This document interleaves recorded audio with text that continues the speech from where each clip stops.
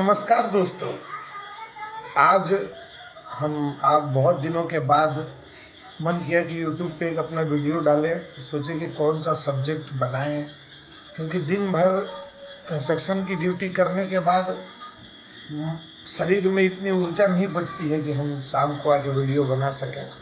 इसके लिए हम क्षमा चाहते हैं, और क्षमा भी नहीं किसी से मांगेंगे, क्योंकि जिसको मन करेगा वो मेरा वीडियो देखेगा, जिसको मन करेगा वो नहीं देखेगा।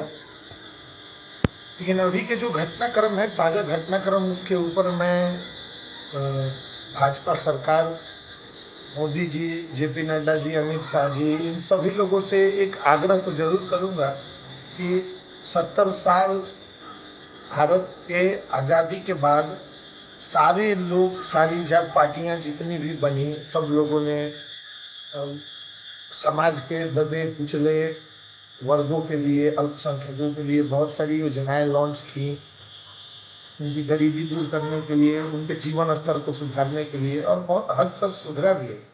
मेरा ये किसी भी सरकार के ऊपर कोई लांछना नहीं है, लेकिन मेरा एक अनुरोध है कि क्यों न मोदी जी या बीजेपी सरकार इस बार जब 2024 में सत्ता में आ रही है और शपथ ग्रहण भगवान के, ईश्वर की कृपा से होगा भी, तो मैं ये कहना चाहूँगा कि क्यों ना जो समाज के कुछ वर्ग हैं, और कुछ वर्ग में जो लोग मध्यम पूंजी के हिसाब से श्रेणी कहते हैं, उनकी अर्थव्यवस्था उतनी मजबूत भी नहीं है कि वो बहुत हाई क्लास में आए, और इतने गरीब भी नहीं है कि वो मर जाएंगे। लेकिन मैं ये कहना चाहता हूँ कि आप उन लोगों के लिए भी कुछ सोचें, अच्छे अच्छे सुविधाएं, अच्छी योजनाएं लेके आए, कि जिसमें ब्राह्मण, बुनियार हो, पंडित जी हो, राजपूत हो, बाबू साहेब, लाला, इन लोगों के लिए भी अच्छी अच्छी योजनाएं लेके आए, क्योंकि ये आपके, हम मेरे हिसाब से लगता है कि ये आपके कोर वोटर हैं।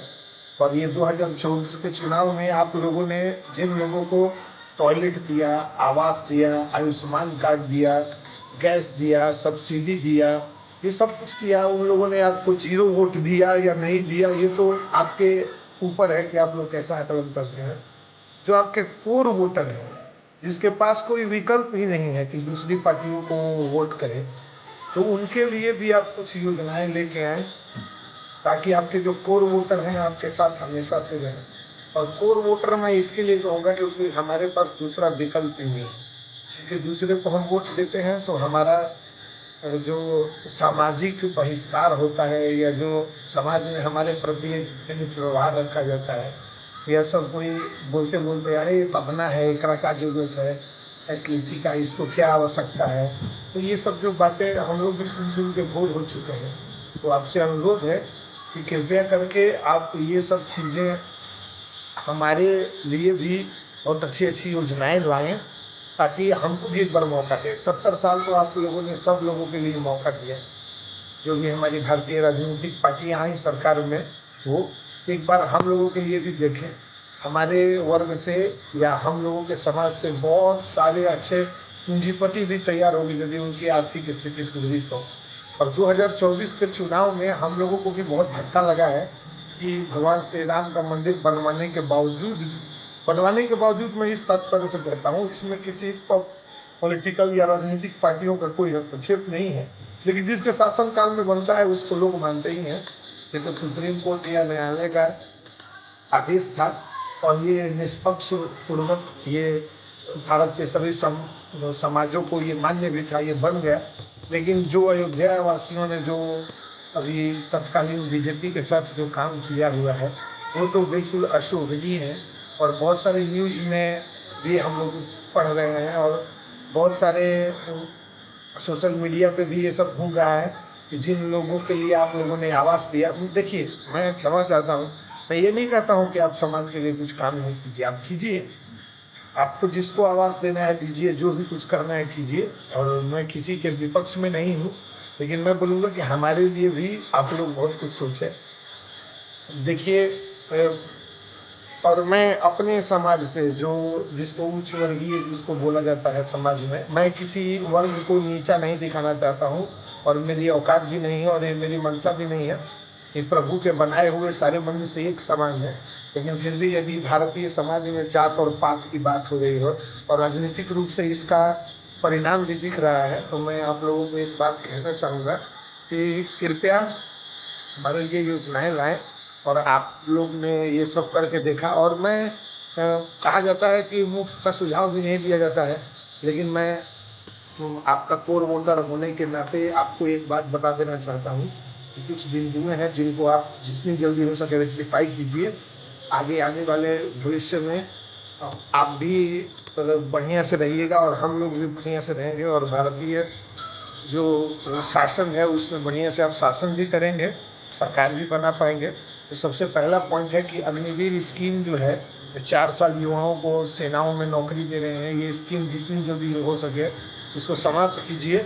नियुक्ति जो है सेना में वो आप रेगुलर जैसे पहले होता था वैसे करते आइए। आप आर्थिक हिसाब से सारे लोगों को सुविधाएं दीजिए, जात और पात मत देखिए। आप ये मत देखिए कि जिसका राशन कार्ड है उसी का आयुष्मान कार्ड बनेगा। बहुत सारे ऐसे गरीब लोग हैं जो ब्राह्मण, भूमिहार, राजपूत, लाला, यादव जी, कुर्मी भाई सब लोगों में हैं जिनके पास राशन कार्ड नहीं है और वो आयुष्मान कार्ड का लाभ नहीं ले पाते हैं, ये देखिए। और सबसे पहले जितना हो सके मीडिया से थोड़ा सा बच के रहें, क्योंकि जो इस बार चुनाव में मैंने ऑब्जर्वेशन किया हुआ है कि संविधान बदलने की बात थी, तो आप Indian penal code, criminal code, इन सब चीज़ों में बदलाव शायद सोच रहे होंगे या करने के लिए, लेकिन समाज में ऐसा भ्रम फैलाया गया विपक्षियों द्वारा कि दलितों का और जो समाज के दबे कुचले लोग हैं उनका ही आरक्षण ख़त्म करने वाले हैं। तो ये आप बिल्कुल भी पब्लिक में आके नहीं बोलिए और अपने नेताओं को भी ये सब बात कहें। धर्म विशेष के ऊपर में विशेष टिप्पणी न करें। आपको कोई बिल लाना है या कुछ करना है तो आपके पास बहुत सारे मार्ग हैं वो लाने के लिए। ज़्यादा पब्लिसिटी ना करें और इन सब चीज़ों से बचें।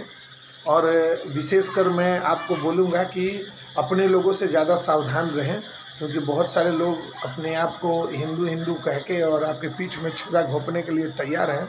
विशेषकर ये मैं नहीं बोलता हूँ, इतिहास ही है कि अपने लोगों को अपने लोगों ने ही डुबाया है। तो इन सब चीज़ों पे ध्यान दें। और जब भी आप निष्पक्षता के ऊपर बात करते हैं तो निष्पक्षता सिर्फ शब्दों में कहने के लिए बहुत अच्छी है, थोड़ा जात और बिरादरी के ऊपर भी ध्यान दें, क्योंकि यही एक मूल मंत्र है भारत को एक सूत्र में बांधने का, क्योंकि जात और बिरादरी कभी जाने वाली नहीं है। तो मैं आप सभी से यही बात कहूँगा कि थोड़ा सा धैर्य भी रखें, संयम भी रखें और सही लोगों को चुनाव करें।